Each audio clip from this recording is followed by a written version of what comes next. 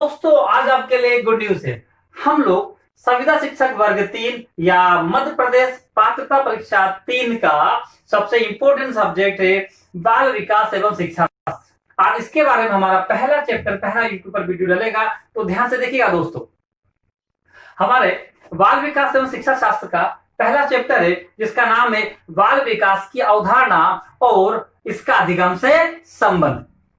अब मैं बता दूं आपको दोस्तों, बाल विकास या बाल मनोविज्ञान की शाखा का प्रतिपादन सबसे पहले पेस्टोलॉजी ने 1774 में किया था। इसमें उन्होंने बेबी बायोग्राफी मेथड का अध्ययन किया था। यदि मैं आपसे बोलूं कि भारत में बाल विकास का अध्ययन किसने किया, तो भारत में बाल विकास का अध्ययन सबसे पहले गिजुभाई बधेका ने 1930 में किया था दोस्तों। अब यह आएगा क्वेश्चन आपसे कि बाल विकास क्या है। तो बालक के विकास की जो अवस्थाएं होती है वह बाल विकास कहलाता है। बालक के विकास की 7 अवस्था है। ध्यान से सुनेगा, कितने अवस्था है? 7। सातों का क्रम बोलूंगा, ध्यान से सुनेगा दोस्तों। गर्भावस्था, शैशवावस्था, बाल्यावस्था, किशोर अवस्था, प्रौढ़ अवस्था और वृद्धावस्था। यहां मैं सबसे पहले बताऊंगा आपको गर्भावस्था के बारे में। गर्भावस्था गर्भ से लेकर जन्म तक का जो समय होता है वह गर्भावस्था कहलाता है। हमारी सेकंड अवस्था आएगी शैशवावस्था। शैशवावस्था का ध्यान सुनिएगा, जन्म से लेकर जो 5 वर्ष तक का समय होता है वह शैशवावस्था कहलाता है। लेकिन कुछ मनोवैज्ञानिक ने इसे 5 की बजाय 6 वर्ष का है। हमारी अगली अवस्था आएगी बाल्यावस्था। बाल्यावस्था का समय 5 वर्ष से लेकर 12 वर्ष तक होता है दोस्तों। लेकिन फिर कुछ मनोवैज्ञानिक का कहना है कि इसका समय 6 वर्ष से 12 वर्ष तक का होगा। और किशोर अवस्था हमारी अगली अवस्था है। तो किशोर अवस्था जो प्रारंभ होती है वो 12 वर्ष से लेकर 18 वर्ष तक प्रारंभ होती है। तो दोस्तों मैं इसके बारे में बता दूं कैसे याद करोगे किशोर अवस्था के बारे में। मेरे पड़ोस में किशोर रहता है जो 12वीं पढ़ता है और उसकी आयु कितनी है? 18 वर्ष। तो आप याद रखोगे किशोर अवस्था का समय कहां से होगा? 12 वर्ष से लेकर 18 वर्ष तक दोस्तों। अगला आएगा युवा अवस्था। युवा अवस्था का समय आएगा 18 वर्ष से 25 वर्ष का जो समय होता है वो युवा अवस्था होता है। हमारी अगली अवस्था कहलाएगी प्रौढ़ अवस्था। प्रौढ़ अवस्था का समय होता है 25 वर्ष से लेकर 55 वर्ष तक।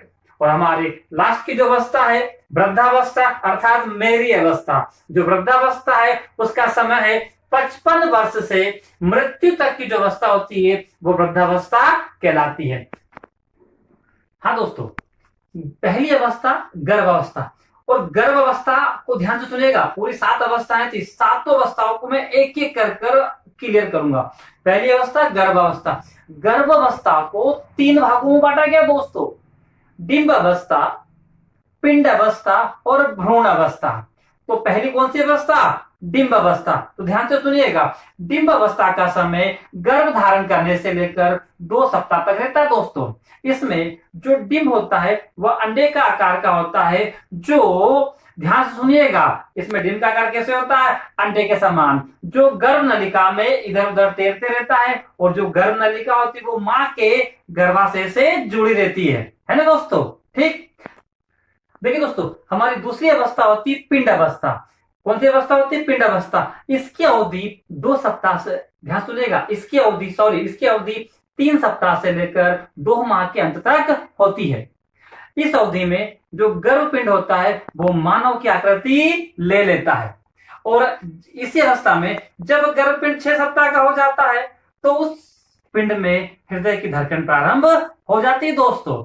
इसी अवस्था में स्नायु मंडल, ज्ञान तंतु, त्वचा, ग्रंथि, बाल, फेफड़े, जिगर और श्वास नली का निर्माण होता है। इसी अवस्था में गर्भनाल फैलती है। हमारी तीसरी अवस्था भ्रूण अवस्था।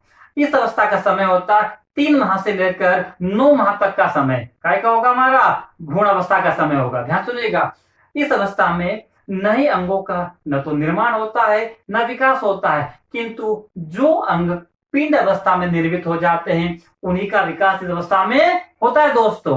और लास्ट में सुनिएगा, मानव शिशु की आकृति का पूर्ण विकास भी इसी अवस्था में होता है। गर्भावस्था का समय 9 माह अर्थात 280 दिन होता है।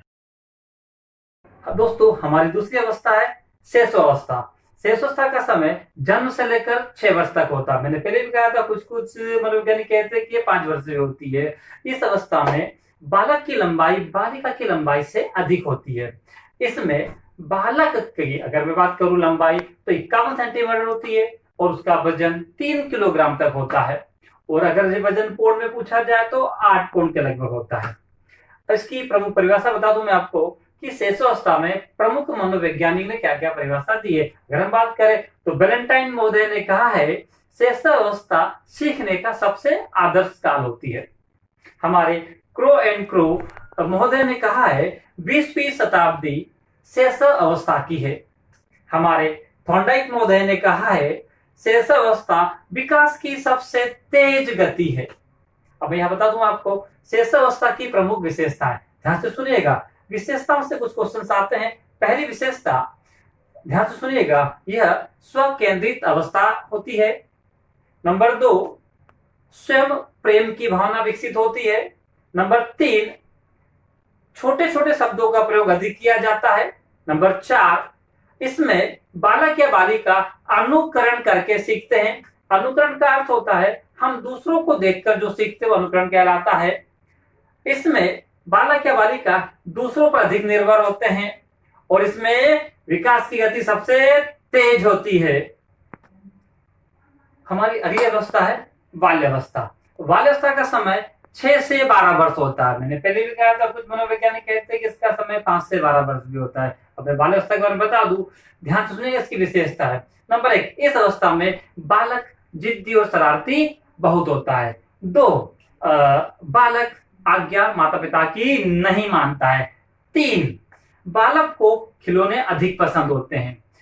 4 इस अवस्था में बालक अमूर्त वस्तुओं के बारे में ज्यादा सोचता है। अमूर्त वस्तु जिनकी कोई मूर्त नहीं होती, मतलब कल्पनाएं अधिक ही करता है।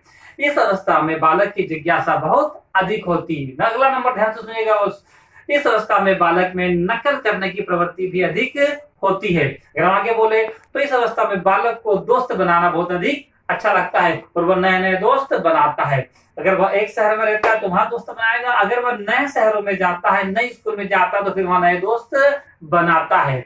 इस अवस्था में बालक को समूह में रहना पसंद होता है, इसलिए इसे गैंग अवस्था भी कहते हैं या टोली अवस्था भी कहते हैं। इस अवस्था को ही संस्कार की अवस्था कहते हैं।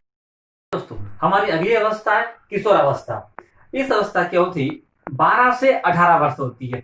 यह एक ऐसी अवस्था होती है जिसमें बच्चों का मन परिवर्तनशील होता है। वह कभी सचिन तेंदुलकर को देखता है तो सोचता कि मैं सचिन तेंदुलकर बन जाऊं, कभी अजय देवगन को देखता है तो सोचता मैं अजय देवगन जैसा बन जाऊं। मतलब जिस व्यक्ति को देखता है वह चाहता है कि उसके जैसा काम करना शुरू कर दे। अब ध्यान से सुनिएगा किशोर अवस्था के बारे में। यह जीवन का संधि काल होती है।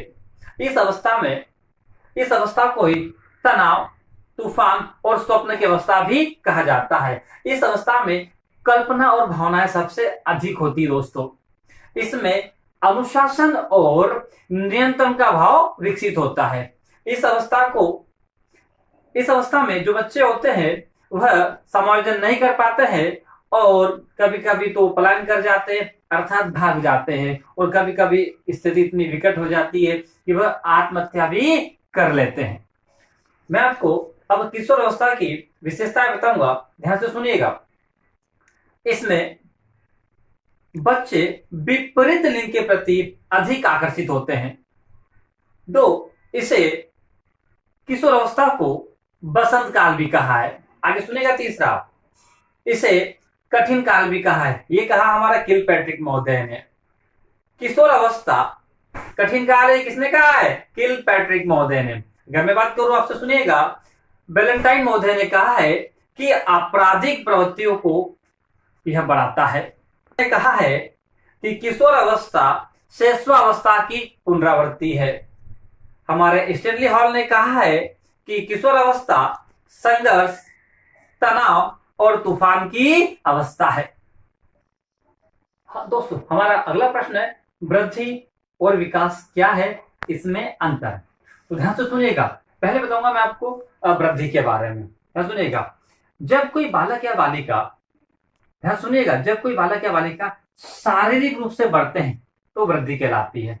इसमें बच्चों के ऊंचाई बढ़ती है, उनके शरीर का आकार बढ़ता है और उनके शरीर के जो अंगों में परिवर्तन होता है, तो यह कहलाती है आपकी वृद्धि।